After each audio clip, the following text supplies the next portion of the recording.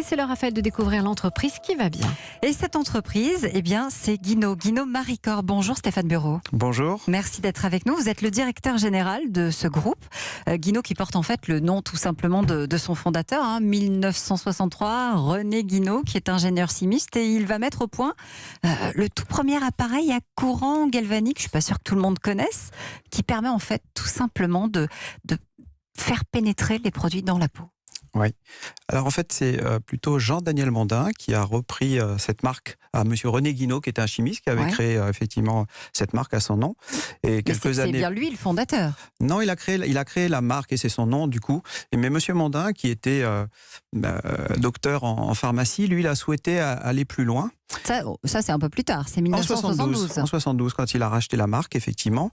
Et son idée, c'était de racheter cette marque qui existait sur les soins. Bon, c'était il y a quelques années, évidemment. Et c'est lui qui a créé ces soins et ce protocole de soins avec cette machine qui n'existait pas à l'époque. En 1963, ça n'existait pas. On était sur des soins qui étaient plus traditionnels, plus simples à l'époque.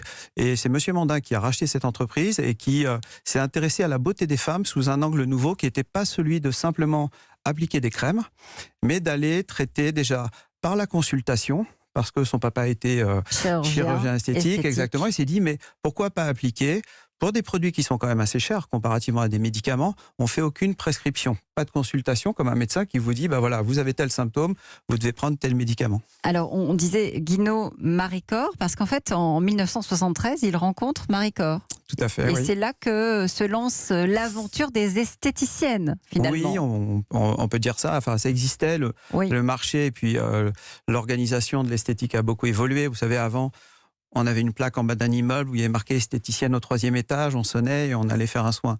Puis le salon est descendu dans la rue et aujourd'hui on n'est plus sur des boutiques, entre guillemets, mais en fait c'est la très grosse difficulté de ce marché, c'est que ça se passe dans une cabine. Contrairement au coiffeur où on voit ce qui se passe dans la vitrine, on ne sait pas ce qui se passe dans une cabine. Et c'est ça qui est important parce que le soin qui se passe dans la cabine, le résultat, pour l'avoir testé, c'est exceptionnel.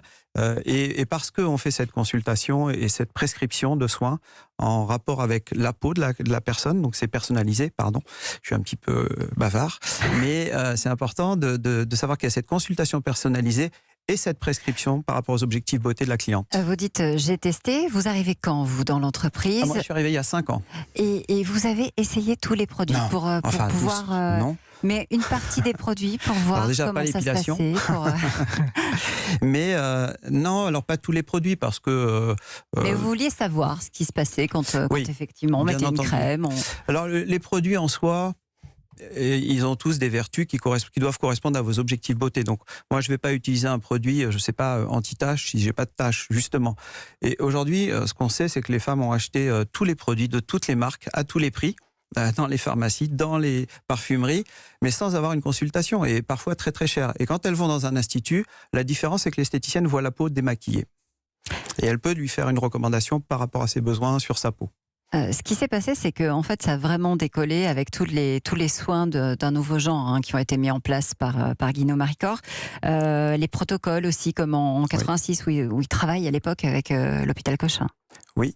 Alors là, il a voulu expérimenter et vérifier. Alors, je ne suis pas chimiste, mais le milieu de vie cellulaire pour réparer la peau des grands brûlés.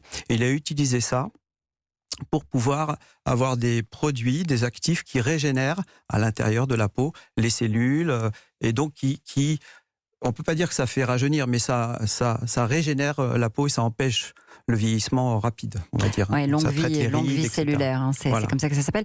Tout est fait en France, la recherche, le développement, la fabrication à Adamarie Lélis. Aujourd'hui, vous êtes dans 70 pays. Je crois que l'année prochaine, les projets, c'est l'outil digital pour la cliente, c'est ça? Alors, on a déjà lancé beaucoup de choses, parce qu'en fait, pourquoi l'outil digital? C'est parce que l'Institut, qui est une petite échoppe, c'est encore un métier d'artisanat, comme le coiffeur un peu à l'ancienne, etc. Les esthéticiennes, elles ne sont pas multimétiers. Et donc, on leur apporte tous ces supports dans un concept complet de prestation de services pour pas seulement leur métier d'esthéticienne, mais aussi tout le support commercial qu'il faut leur fournir. Fabrice Marcella, notre coach. Oui, dans votre métier, comment faites-vous pour rester toujours en avance sur vos concurrents? Comment faites-vous pour vous différencier? Alors, on a une grande chance. On a Monsieur Mandin qui est notre patron et le fondateur et qui a créé, qui est toujours en avance. Monsieur Mandin a 70 ans et c'est quelqu'un qui a toujours une idée d'avance. On est en train de travailler, enfin il est en train de travailler et on va lancer l'année prochaine un nouvel outil, on va l'appeler comme ça, de consultation pour l'esthéticienne, pour aider et pour que la cliente dans l'Institut découvre, ça n'existe pas et nulle part dans le monde parce que, alors il y a des machines pour faire des diagnostics mais qui sont un peu barbares, mais là c'est un outil digital qui est beaucoup plus... on peut l'utiliser partout dans n'importe quel institut en fait. Ça c'est un point de vue, un angle d'attaque, j'ai envie de dire, de ce métier qui n'est pas trop technique, donc qui s'adresse à tout le monde et qui permet aux femmes de comprendre qu'est-ce que c'est qu'un soin, de quoi elles ont besoin, qu'est-ce que c'est que l'anti-âge, etc.